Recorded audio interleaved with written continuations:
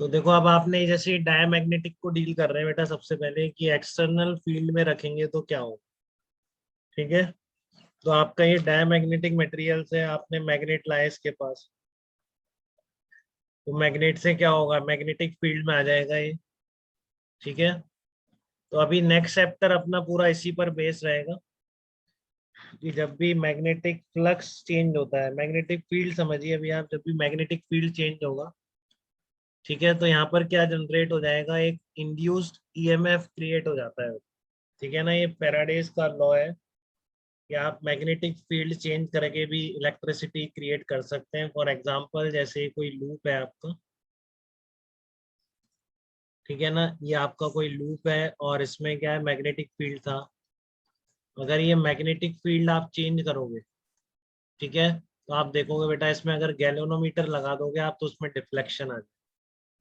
ठीक है ना, अब कैसे चलेगा, डायरेक्शन क्या होगी, कितना इंड्यूस होगा, वो सब नेक्स्ट चैप्टर की कहानी है, इलेक्ट्रोमैग्नेटिक इंडक्शन की। बट कभी भी कहीं पे भी मैग्नेटिक फ्लक्स, ये मैग्नेटिक फ्लक्स होता है integration B vector dot D A vector, ये रेस्पॉन्सिबल होता है इसके लिए। ठीक है, कि आपका integration B vector dot D A vector कहीं भी अगर चेंज होगा, ठीक है, तो वहां पर एक इंड्यूस्ड ईएमएफ क्रिएट हो जाता है, जो कि अगर क्लोज लूप होगा तो उसमें क्या कर चलने लग जाता है, करंट चलने लग, इसको हम क्या बोलते हैं, इंड्यूस्ड ईएमएफ बोलते हैं। तो ये हमारा नेक्स्ट चैप्टर में हम पढ़ेंगे। तो यहाँ पर भी वही हो रहा है कि जब इस मैग्नेट को ला रहे हो तो पहले यहाँ पर कोई फ्लक्स नहीं था इस मटेरियल में से। ठीक है, बट इसमें क्या होता है कि जब ये मैग्नेटिक फील्ड में आता है तो इसमें एक इंड्यूस्ड ईएमएफ क्रिएट होगा, और जो इलेक्ट्रॉन्स होंगे वो एक, इसमें क्या है, मोशन शुरू कर देंगे उस फोर्स की वजह से। इंड्यूस्ड ईएमएफ मतलब जब आप इसको लाओगे एक तरह से इलेक्ट्रिक फील्ड क्रिएट होगा। ठीक है, तो इलेक्ट्रॉन मोशन शुरू कर देंगे, बट क्या करेंगे कि इलेक्ट्रॉन यहाँ पर बहुत बड़े पाथ पर नहीं चल सकते हैं, ये बहुत स्मॉल सर्कुलेटिंग पाथ पर मोशन शुरू कर देते हैं, क्योंकि जितना बड़ा पाथ लेंगे तो करंट के लिए उतना रेजिस्टेंस ज्यादा हो जाएगा। और ये इफेक्ट बहुत ही वीक होता है, कोई स्ट्रॉन्ग इफेक्ट नहीं है। जो ईएमएफ पैदा हुआ है बहुत ही नेग्लिजिबल ईएमएफ है। ठीक है, तो इसलिए ये कोई ऐसा नहीं है कि इलेक्ट्रॉन बहुत बड़े लूप पे चक्कर काट सकते हैं, क्योंकि जितना बड़ा लूप इलेक्ट्रॉन बनाएगा रेजिस्टेंस उतना ज्यादा बढ़ता है। ठीक है, और ये इतना ताकतवर ईएमएफ नहीं है कि उस रेजिस्टेंस को क्रॉस कर सके। तो बहुत small amount of current basically generate हो जाती है। करंट मतलब motion of electron in very small circular paths. ठीक है, तो इसको क्या बोलते हैं, सर्कुलेटिंग करंट्स बोलते हैं, जो इसमें क्रिएट हो गए। ठीक है, इस मटेरियल के अंदर। तो फिर आप ये भी लॉ पढ़ेंगे आगे की, जो इंड्यूस ईएमएफ जो जनरेट होता है बेटा, ठीक है ना, ये हमेशा इस तरह से जनरेट होता है कि जिसके कारण ये पैदा हुआ है उसी को मारने की कोशिश करता है।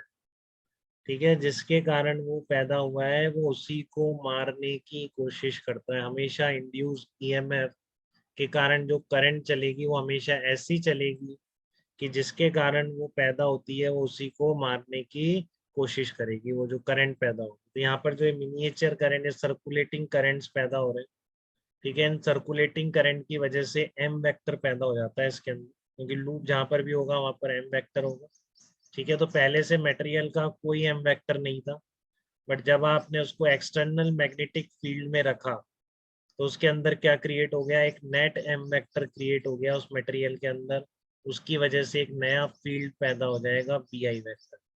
ठीक है, बट इसके पैदा होने का रीजन इसके अंदर फील्ड का बढ़ना था। ठीक है, तो ये करंट्स की वजह से जो नेट फील्ड होगा वो एक्सटर्नल फील्ड के अपोजिट डायरेक्शन में पैदा होगा।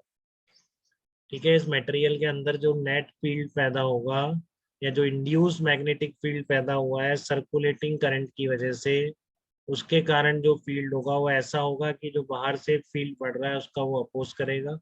ठीक है, तो अब आप देख सकते हो कि बाहर जितना फील्ड होगा, अंदर नेट मैग्नेटिक फील्ड उससे कम हो जाएगा।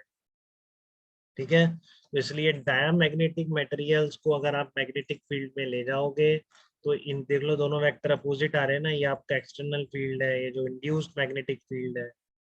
ठीक है, तो जो आपका ये जो एक्सटर्नल फील्ड क्रिएट हुआ है, ठीक है, जो एक्सटर्नल फील्ड में आप ले गए हो उससे कम वैल्यू का फील्ड अंदर होगा, क्योंकि जो सर्कुलेटिंग करंट की वजह से जो फील्ड क्रिएट होता है वो एक्सटर्नल फील्ड का क्या करेगा, अपोजिशन करेगा।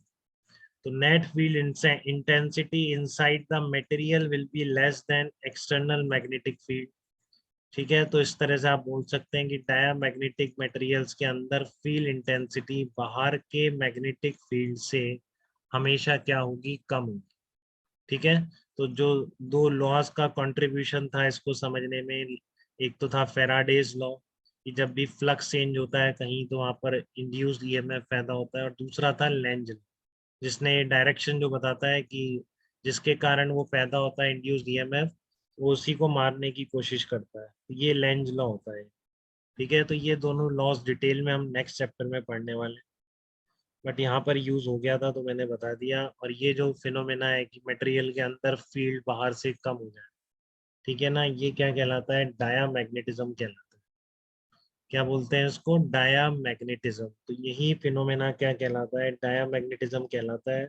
ये अपने अंदर मटेरियल बाहर के फील्ड से नेट फील्ड अंदर कम कर लेता है। ठीक है ना, just because of this induced magnetic dipole moment और दिस इंड्यूस्ड फील्ड। ठीक है, तो ये बात क्लियर है क्या आपको कि डायमैग्नेटिक मटेरियल्स में जो नेट फील्ड होगा जब भी आप एक्सटर्नल फील्ड में रखोगे तो इसके अंदर जो फील्ड की वैल्यू होगी बाहर के फील्ड से कम होगी। ठीक है, तो अब लेकिन अगर पैरा और फेरो को रखेंगे तो क्या होगा, पहले ये बताइए, इसमें तो डाउट नहीं है किसी को।